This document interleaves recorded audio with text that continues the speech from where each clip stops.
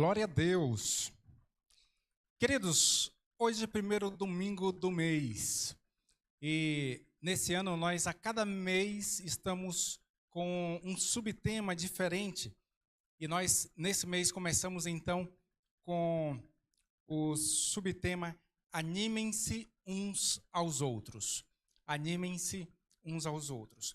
E nessa noite nós vamos falar da necessidade do encorajamento que nós devemos tratar com as pessoas que estão próximas a nós.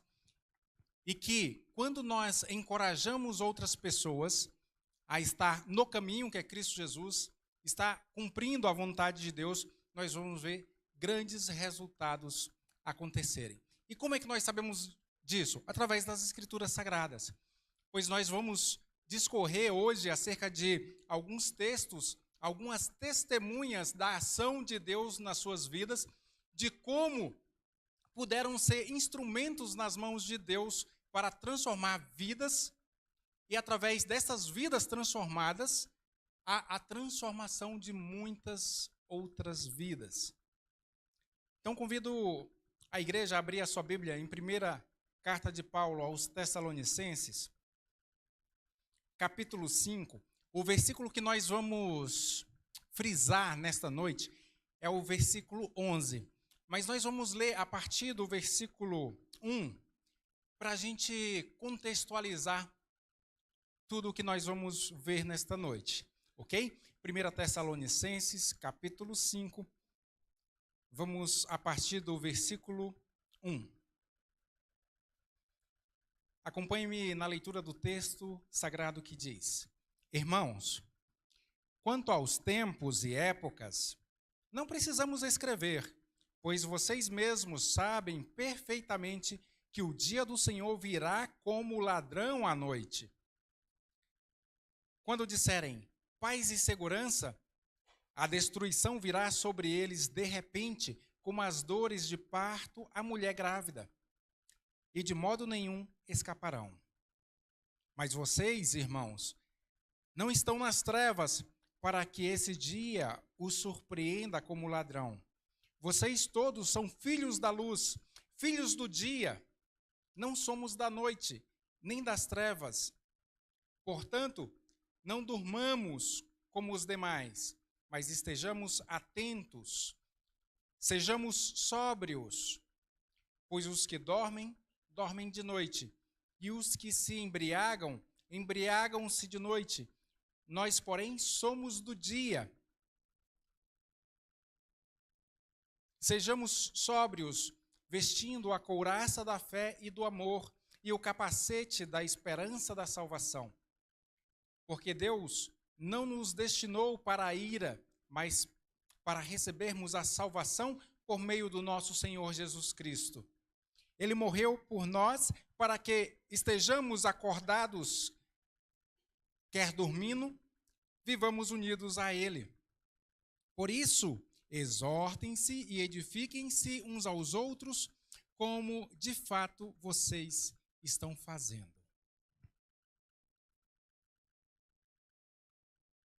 Oremos mais uma vez. Pai amado, Deus bendito, nesse momento, ó Senhor, em que lemos a Tua palavra, suplicamos, Espírito Santo de Deus, fale poderosamente aos nossos corações e nos transforme de acordo com a Tua vontade. Nós estamos aqui, ó Deus, nesta noite, para que o Senhor, ó Deus, molde o nosso caráter, molde a nossa vida de acordo com o Teu querer, de acordo com a Tua vontade. E nesse momento, clamo eu a Ti, Senhor, usa-me como instrumento para transmitir a Tua palavra ao Teu povo, ao Teu rebanho, Pai amado. Usa-me para, ó Deus, simplesmente transmitir tudo aquilo que o Senhor quer a cada coração. Suplicamos isso em o nome poderoso de Jesus. Amém e graças a Deus. Irmãos, nós vivemos dias em que as pessoas, em todos os aspectos e em todos os lugares, elas estão sendo pressionadas por desafios internos, a autocobrança, pressionados por crises emocionais, os diversos acontecimentos que ocorrem na vida das pessoas que afetam as suas emoções, crises espirituais e muitos também padecem de crises relacionais.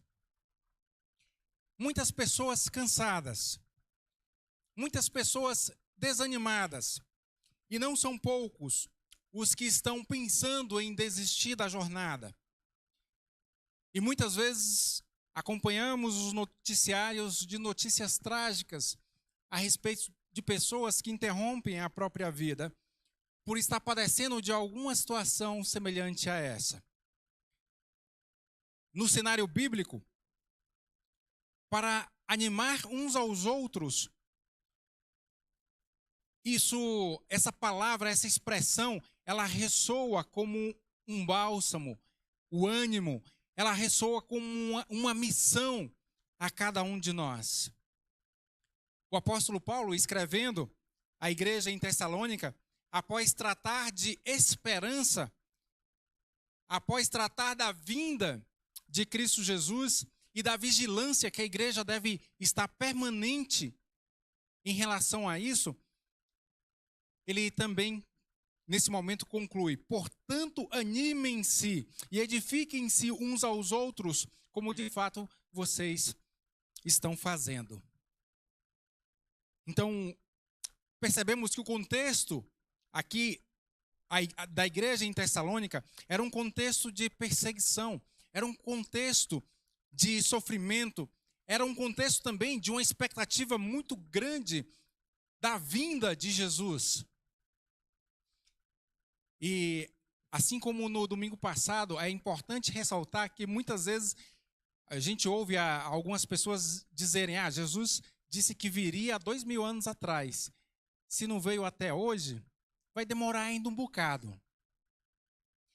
A questão é, existem duas formas de nos encontrarmos com Jesus. Ele vindo, né, na profecia e cumprindo a profecia de Apocalipse, de Mateus e outros textos mais, para arrebatar a igreja, conforme nós cantamos e adoramos o nome dele, ou também nós podemos ir ao encontro dele. Porque ele mesmo disse que os mortos ressuscitarão primeiro. Depois nós, os que estivermos vivos, seremos transformados. Ou seja, eu tenho certeza de que, para mim, Jesus, ele volta em menos de 80 anos, pelo menos. Eu estou sendo bondoso com o meu tempo. Estou colocando para mais. Porque eu acredito que eu não vou viver 120 anos.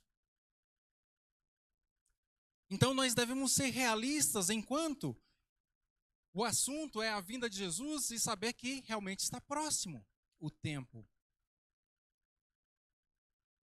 E existem pessoas que estão mais próximas do que eu, mas nós não sabemos o tempo que cada um tem e quando cada um de nós podemos ir. Eu, por exemplo, posso aparentar estar mais longe de me encontrar com Jesus do que algumas pessoas, mas a aparência não é nada. Deus pode me chamar agora mesmo, aqui diante de vocês, e eu vou feliz da vida. Eu não vou reclamar, não. Porque, como dizia Paulo, melhor é estar com Ele do que estar aqui no mundo padecendo. E por que nós estamos aqui? Para cumprir a vontade dEle. É o objetivo de vida que nós temos. Lembro muito bem de uma das campanhas de missões nacionais que o tema era Vivo para a glória de Deus. É isso. Por que eu vivo? Para a glória de Deus. E se eu morrer? É para a glória de Deus também. E devemos ter essa esperança nos nossos corações. Os tessalonicenses, naquela época, eles estavam angustiados pela volta de Jesus. Para todos eles ali, Jesus já voltou. Porque todos já foram se encontrar com o Criador. E vejam que não precisava exorta a prática do encorajamento mútuo como uma forma de edificação, como uma forma de trazer aos corações dos fiéis resistência em relação a todas as coisas que estavam tentando sufocar os cristãos ali no primeiro século. não é muito diferente do que ocorre nos nossos dias atuais. A quantidade de coisas que hoje tentam nos sufocar. E nós devemos, então, explorar nessa noite e expor a necessidade urgente que é revelada através das Escrituras Sagradas, daquilo que Deus, através de mim e de você, podemos fazer uns pelos outros. E todos nós seremos beneficiados com isso. Voltemos nossos olhos, nesse instante, para o Antigo Testamento, então. Vamos ver uma pessoa que ela é muito conhecida de nós, através do texto sagrado, que passou por um momento em que ele desanimou da sua missão. Ele não queria mais continuar. A alma desse homem estava abatida. Eu acredito que alguns dos irmãos já sabem de quem estou falando, que é o profeta Elias. Pensem comigo na vida de Elias naquele momento. Ele estava enfrentando tempos intensos. Primeiro, ele desafia o rei Acabe. 1 Reis, capítulo 17, vai narrar ali o desafio que é lançado pelo profeta Elias ao rei Acabe. Só que o texto anterior vai nos mostrar que Acabe foi um dos piores reis que Israel teve, por conta da depravação, a depravação moral do povo, que o rei fez com que, ou deixasse com que o povo fizesse contra Deus. E aí, no momento em que Acabe é desafiado pelo profeta Elias, Deus ele vai conduzindo os passos de Elias. O momento do desafio é aquele em que Elias olha para o rei e diz: só vai chover seguindo a ordem deste homem de Deus. Ou seja, quando Elias sai das vistas do rei Acabe, fecham-se os céus em relação à chuva para aquela região. E depois, a partir desse momento, o rei Acabe começa a procurar desesperadamente aonde está o profeta Elias. E nesse meio termo, o que acontece? Elias ele é usado por Deus para promover grandes milagres na vida de várias pessoas. Multiplicou o azeite e a farinha da viúva. Capítulo 17 de 1 Reis, versículos 14 a 16. Ressuscitou o filho dessa mesma mulher que havia morrido, lá no versículo 22. E aí surge um momento que é memorável, quando ele convoca todos os profetas de Baal, convoca o povo de Deus e diz: vamos ver aqui quem realmente é o Deus verdadeiro. E aí tem aquele momento em que ele fala aos profetas de Baal: vocês preparam o holocausto, eu vou fazer do mesmo jeito. Mas como vocês são mais, prepara primeiro, eu vou aqui devagarzinho porque eu sou o único. E aí, enquanto os profetas de Baal arrumavam lá o holocausto aos deuses dele, principalmente a Baal, Elias, ele ia, como diz a palavra, restaurando o altar do Senhor, com 12 pedras simbolizando as 12 tribos de Israel, num sentido de restauração do povo, de restauração de tudo. E aí, enquanto o Deus Baal não respondia, chegou o momento de Elias clamar ao Deus de Israel. E ele disse: agora vocês podem parar, deixa eu clamar, mas antes, joguem água aqui em cima, para mostrar que não haviam truques, porque todos os ministros dos falsos deuses muitas vezes usam de recursos e artifícios fraudulentos para tentar convencer o povo acerca do seu poder ou da sua divindade. E eis o motivo pelo qual Elias ele fala: pode colocar água até ensopar. E quando ele orou, Deus responde com fogo, de forma que é consumido todo o holocausto e a lenha, e a água que se formou no rego ao redor também toda foi consumida. E o povo viu quem era o Deus verdadeiro, o Deus a quem Elias servia. Elias, ele fala para o povo: vamos, peguem todos os profetas de Baal. E todos os profetas falsos de Baal foram mortos naquele momento. E aí, nesse instante, Elias, ele ora para que volte a chover. E ele diz para o rei Acabe: pode preparar. Prepara sua carruagem e volte para casa, porque vai chover. Sabe aquele instante em que ele está com o servo dele, eles sobem para o monte para orar, e ele fala assim: vai lá, olha lá para o céu e vê o que está acontecendo. E isso por 7 vezes, até o servo dele dizer: eu vejo as nuvens como uma pequena mão de um homem surgindo. E Elias vai e confirma. Fala para o rei Acabe que ele deve se apressar, porque vai chover. E naquele mesmo instante, naquele mesmo dia, a chuva cai sobre todo o território de Israel. Poder do Senhor. Vejam que Elias, ele estava sendo guiado por Deus e fazendo prodígios, maravilhas e sinais.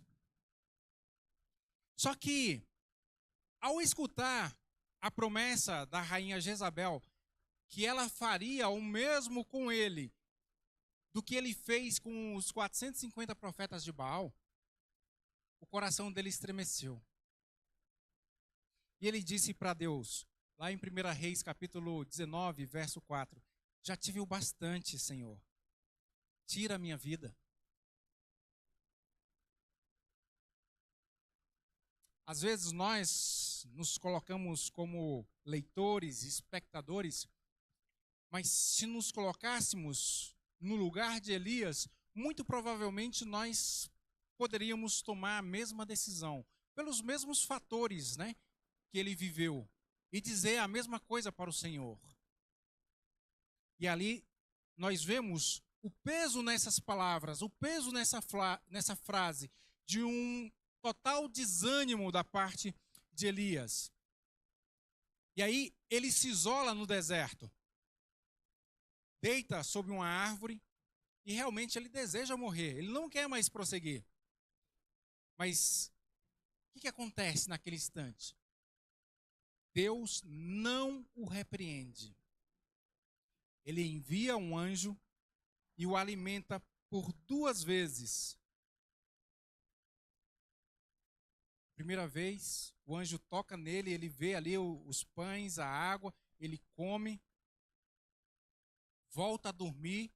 Pela segunda vez, o anjo toca nele de novo, ele vê o alimento, come, e ali é o momento de ele seguir adiante. Deus o orienta a ir até o Monte Horebe, aonde ele tem uma profunda experiência espiritual com o Senhor lá. Primeiro, um vento forte.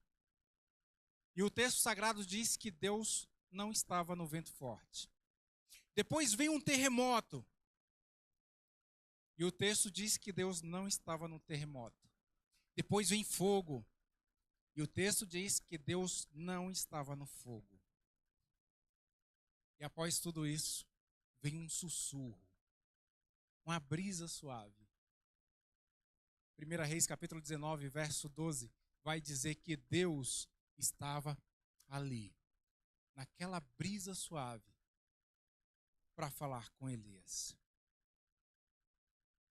Após esse encontro com Deus, Deus revigora o ânimo de Elias, e no momento em que Deus revigora o ânimo de Elias, dá uma nova missão. Por que que Deus dá uma nova missão para Elias? Nós percebemos no capítulo 19 de 1 Reis, verso 15, que Deus diz para ele: vá e volte pelo mesmo caminho. Sabe por quê? Porque Elias, no momento do seu desânimo, ele começou a trilhar um caminho que não era dos planos de Deus. Por isso que Deus falou para ele: volte pelo mesmo caminho. Aí lembra até aquela canção, a sexta-feira da vigília de oração. Quero voltar, vou cantar não, tá? Para não prejudicar o ouvido de vocês. Quero voltar ao início de tudo. Encontrar-me contigo, Senhor. Voltar aonde nós caímos é necessário para prosseguirmos tudo aquilo que Deus planejou para a minha vida e para a sua vida. O desânimo havia levado Elias por um caminho de fuga, um caminho de isolamento, mas Deus o encoraja a voltar pelo mesmo caminho, sinalizando que a restauração passa pela retomada da missão. Se fomos chamados por Deus, cada um de nós temos um propósito específico. E todos nós, como corpo de Cristo, temos um propósito geral. Mas não devemos negar que cada um de nós temos um propósito específico diante do Senhor. E que se nós não cumprirmos esse propósito específico, ninguém mais vai cumprir. Porque ele é específico, ele é único, ele é pessoal, individual, intransferível. Voltar ao caminho certo é fruto do encorajamento de Deus a Elias naquele instante. O encorajamento às vezes começa com uma escuta silenciosa. Um cuidado simples. Vejam, Elias praticamente disse para Deus o seguinte: Deus, eu não quero mais viver, me leva embora. Deus escutou, e o que Deus fez? Vai comer, Elias, teu mal é fome. Mais ou menos isso, né? Porque alimentou Elias por 2 vezes. Confirmando, dizendo: olha, vai com calma, Elias, não precisa se precipitar, não. Come um pouquinho, descansa. Talvez seria sono também, né? Pode ser, porque Elias come a primeira vez, aí dorme. Aí ele come pela segunda vez. Eu não sei vocês, mas existem pessoas que se transformam quando estão com sono. Às vezes as pessoas se transformam quando estão com fome. Ficam irritadiças, né? Quem sabe Elias não estava numa situação dessa e ali ele pediu a morte, mas na realidade ele queria um hambúrguer. Que sejamos aqueles, como anjo de Deus, que fortalecem os desanimados. Que nós sejamos anjos de Deus na vida das outras pessoas que estão desanimadas. E que possamos pedir orientação para Deus para como nós devemos agir em relação àquele contexto das pessoas que estão ao nosso redor e estão vivendo. Para que nós possamos falar simplesmente: deita, dorme um pouquinho, sem aquele embate, sem brigar. Dorme um pouquinho, ou tá aqui, ó. Vou fazer uma macarronada para você, come um pouquinho. Que nós possamos enxergar, além do comportamento, e alcançar o coração das pessoas que estão feridas ao nosso redor. Porque esse é um dos propósitos de Deus para a nossa vida. Ajudarmos uns aos outros. Às vezes, um gesto de cuidado, uma palavra gentil, uma presença constante pode impedir alguém de se destruir. E nós podemos ser o canal de bênção para essas pessoas. E mais do que isso, nós podemos ser canal de bênção para as pessoas retomarem a sua vocação. Aquele anjo fez com que Elias retomasse a sua vocação de profeta. E aí, o que aconteceu depois disso? Já na trajetória, quando Deus falou assim: volta pelo caminho que você veio, Elias, ele unge Eliseu como o seu sucessor. capítulo 19 de 1 Reis, a partir do verso 19 até o 21. Ele voltou a profetizar com autoridade, porque ele estava com medo até aquele instante, devido à ameaça da rainha Jezabel de matá-lo. Então ele volta a profetizar com autoridade. E aí vem um desfecho que é único nas Escrituras Sagradas. Elias, ele é arrebatado. Como é que ele é arrebatado? Aí muito cuidado nessa hora, porque pelo conto popular, fala que ele foi arrebatado numa carruagem de fogo. As Escrituras Sagradas dizem que veio a carruagem de fogo, separou ele de Eliseu. Então, ele não foi arrebatado na carruagem. Depois, ele é assunto aos céus. Ele encerra a sua jornada e ele é arrebatado num redemoinho. Essa é uma pergunta de gincana, né, juventude? Elias, ele é arrebatado em um redemoinho. 2 Reis, capítulo 2, verso 11. A carruagem de fogo separa ele de Eliseu e ele sobe num redemoinho. Das Escrituras Sagradas, 2 pessoas, né, é arrebatada. Só que são 2 momentos muito diferentes. E dessa forma, somente Elias. Enoque foi outro abençoado que não viu a morte. E o texto sagrado diz que ele andou com Deus. Elias, ele encerra então a sua carreira aqui na terra dessa forma. Se Elias nos mostra a necessidade de ser reanimado, vamos observar então o papel transformador e encorajador de uma pessoa que anima aquele que está frustrado. E nós vamos para o Novo Testamento. O que significa o nome Barnabé? Filho da consolação. E é em Barnabé que nós vamos agora aplicar a nossa atenção para poder extrair da vida de Barnabé o que nós devemos fazer também. Barnabé, ele é uma figura essencial para o encorajamento da igreja no século I. Quando Paulo se converteu, os discípulos em Jerusalém, nenhum acreditava nele. É claro que eles tinham motivo para não acreditar em Paulo. Porque Paulo havia pedido cartas para as sinagogas para que ele pudesse prender e até matar aqueles que se declarassem do caminho, aqueles que se declarassem cristãos. E esse medo estava bem justificado. Atos capítulo 8, verso 1. Saulo, ele havia perseguido a igreja. Ali diz que ele tinha consentido, ele tinha votado a favor da morte de Estevão.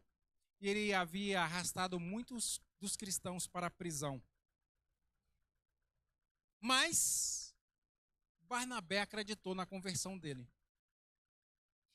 Atos 9, 27 diz: então Barnabé o levou aos apóstolos e lhes contou como no caminho Saulo vira o Senhor.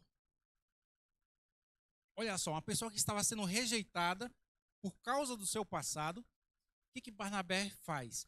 Ele pega essa pessoa que está sendo rejeitada por todos, leva até aqueles que estão rejeitando, e Barnabé, ele era daquele ciclo e diz o seguinte: olha só, é o seguinte, o que vocês estão fazendo com esse homem aqui não é direito. Porque ele se converteu e eu sou testemunha disso.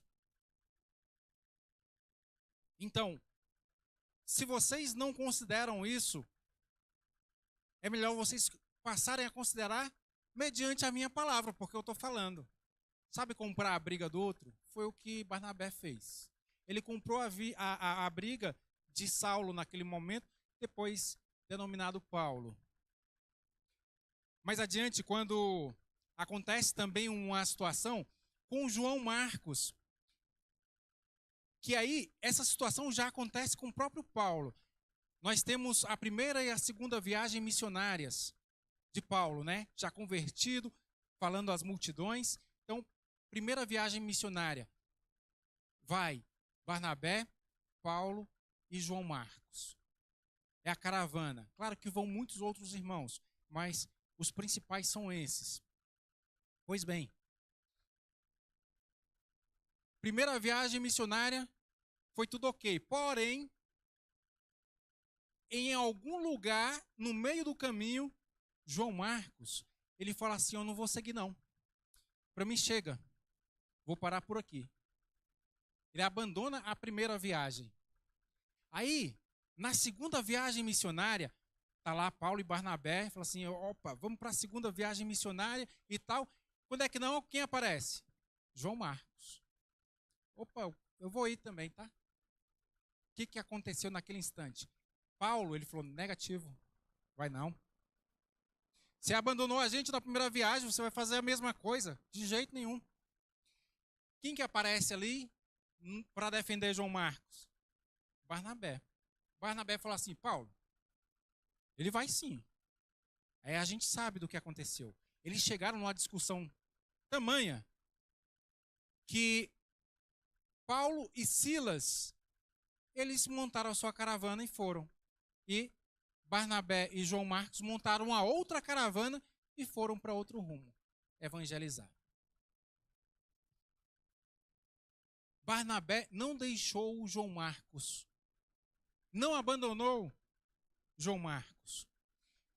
Mais adiante, nós vamos perceber que aquele desentendimento, ele fez com que Paulo refletisse quando ele estava preso em Roma. 2 Timóteo capítulo 4, verso 11.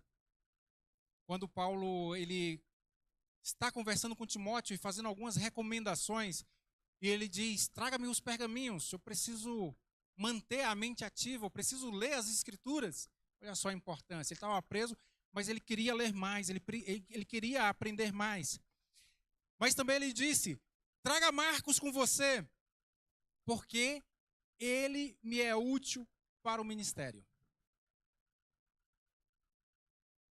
Lá no momento da segunda viagem, Paulo, entristecido pelo testemunho, pelo que João Marcos fez na primeira viagem, rejeitou. Só que o testemunho de Barnabé restaurando Marcos no ministério foi tão grande. E o que Marcos fez no ministério foi tão grande que não deixou outra alternativa para Paulo a não ser reconhecer que ele errou em não trazer Marcos para perto novamente. E o que isso nos ensina? Encorajar é levantar pontes onde há muros para que as pessoas não possam se aproximar ou passar. É ver o potencial onde as outras pessoas só veem o passado e julgam somente pelo passado. Barnabé ele foi a chave para que grandes líderes tivessem uma nova chance. Nós devemos ser como Barnabé, prontos a estender as mãos àqueles que foram deixados de lado. Nós devemos, em Cristo Jesus, apontar as novas possibilidades, as novas chances e sermos instrumentos de restauração na vida das pessoas. Hoje, quantas pessoas estão à margem por causa dos próprios erros, medos ou rejeições? E cada vez mais isoladas. E se Deus nos coloca próximos a essas pessoas, Ele quer nos usar justamente para a restauração dessas pessoas. O nosso encorajamento pode ser a ponte para a restauração e frutificação dessas vidas.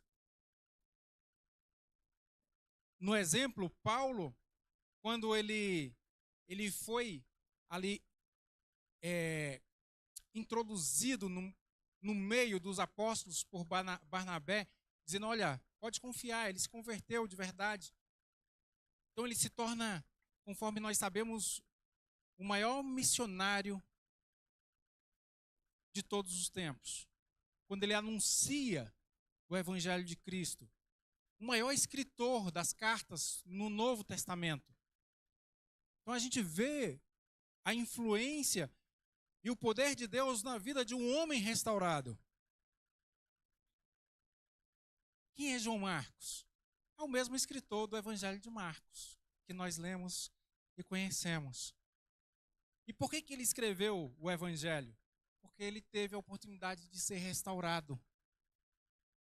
Teve alguém que olhou para João Marcos e falou assim: sim, eu sei que você errou ali, mas venha, vamos seguir juntos, vamos acertar agora. E Barnabé ele continuou a sua missão como um exemplo de consolo e coragem. Barnabé, filho da consolação, aquele que consola. E após vermos o cuidado com o abatido em Elias, a valorização dos desacreditados, conforme Deus agiu através de Barnabé na vida de João Marcos e de Paulo, nós chegamos à motivação que deve nos sustentar, que deve nos encorajar sempre, o amor de Cristo Jesus. O exemplo de Jesus e o poder do encorajamento que ele transmitia aonde ele passava é extraordinário. Jesus, ao longo do seu ministério, ele foi o maior encorajador que esse mundo já viu. Ele restaurava identidades, ele reacendia as esperanças, ele devolvia a dignidade às pessoas. A mulher samaritana, por exemplo, ela tinha sobre si inúmeros fatores pelos quais ela era descriminalizada, era marginalizada, simplesmente pela sua raça samaritana. Por que os judeus não se davam com os samaritanos? Isso aconteceu por conta do exílio, do primeiro exílio que Israel do Norte teve. Tiveram dois grandes exílios, o Israel do Norte e o Israel do Sul.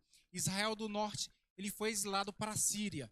Israel do Sul foi exilado para a Babilônia. Geralmente, quando fala dos exílios, comumente a nossa mente só vai para o exílio da Babilônia.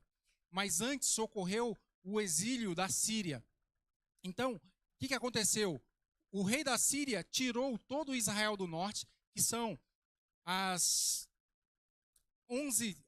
10 tribos e meia de Israel, porque Israel do Sul é Judá, meia tribo de Benjamim, Judá, a tribo de Benjamim e meia tribo de Manassés, a tribo do Sul, que é essa que foi para a Babilônia. O restante foi para a Síria e nunca mais voltou.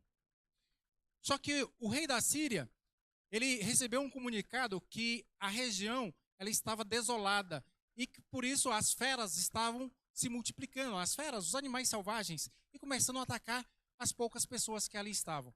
E era comum do rei da Síria fazer o seguinte: tirar o povo de um lugar e mandar outro povo para aquela região. Então, o povo que foi mandado para a região do Reino do Norte era um povo estrangeiro.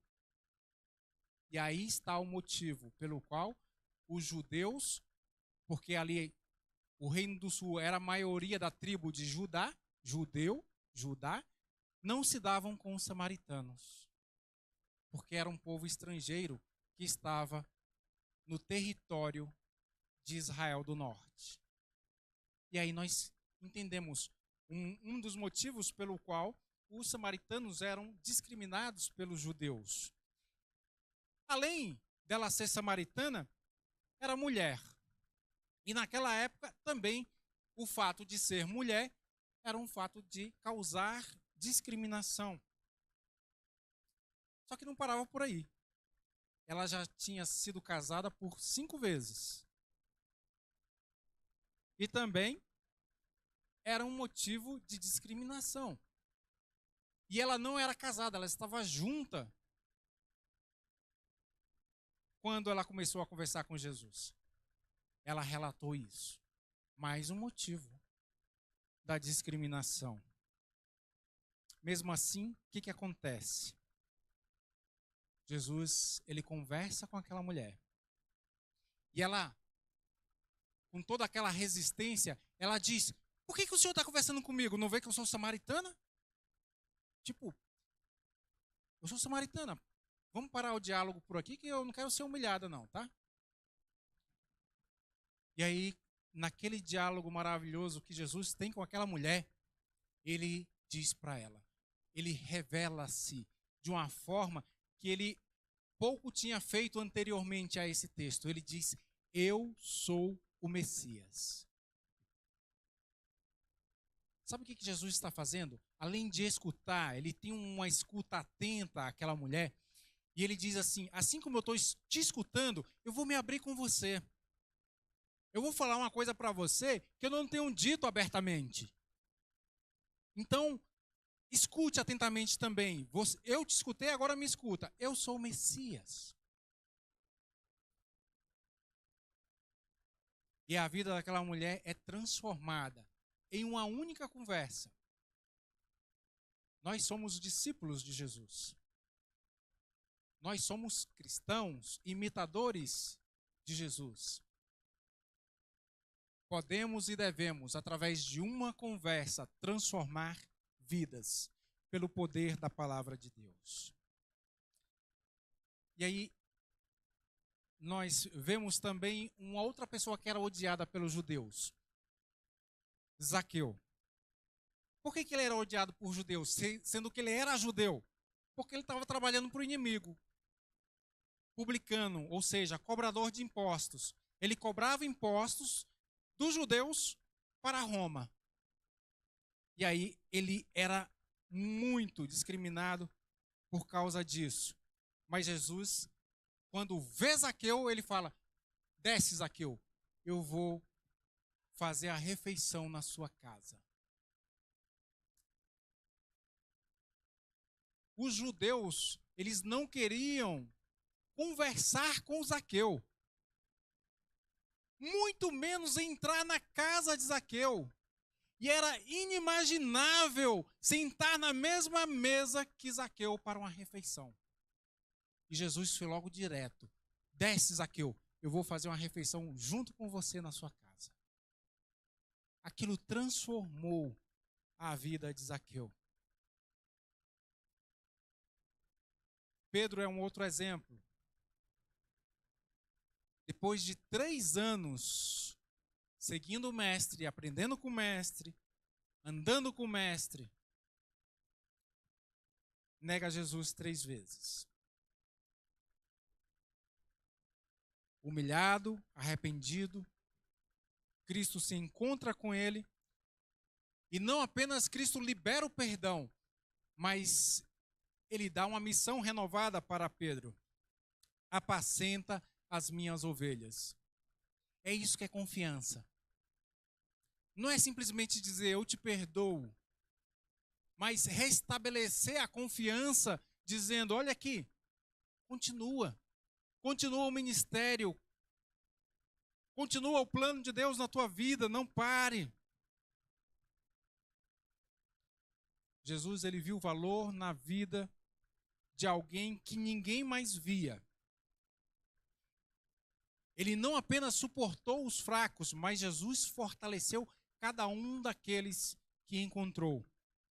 Que o encorajamento que nós possamos passar seja esse. Que cada um de nós sejamos instrumentos nas mãos de Deus e que possamos, com otimismo, demonstrar o amor sacrificial. O verdadeiro encorajamento nasce do coração de Deus e deve transbordar nas nossas vidas, para que outras pessoas sejam abençoadas pelo Senhor. Devemos seguir o modelo de Cristo, amando, encorajando e amando em todo o tempo. O verdadeiro encorajamento, ele nasce da providência divina, que sejamos presença viva dessa graça de Deus na vida de todos aqueles que estão próximos a nós. Enquanto o mundo desanima, a igreja encoraja.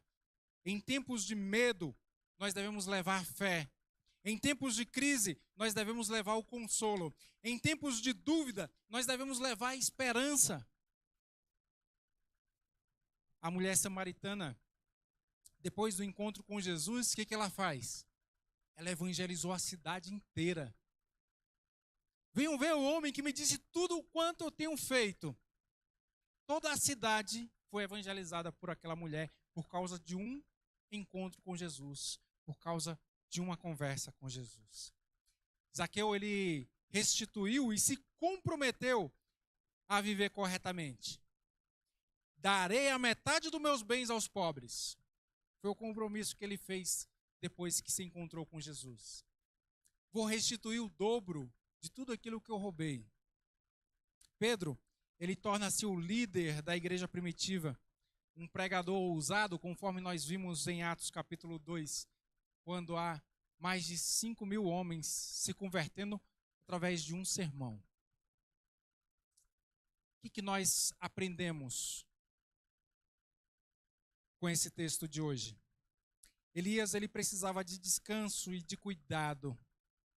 E Deus o encorajou e mandou com que ele voltasse pelo caminho certo.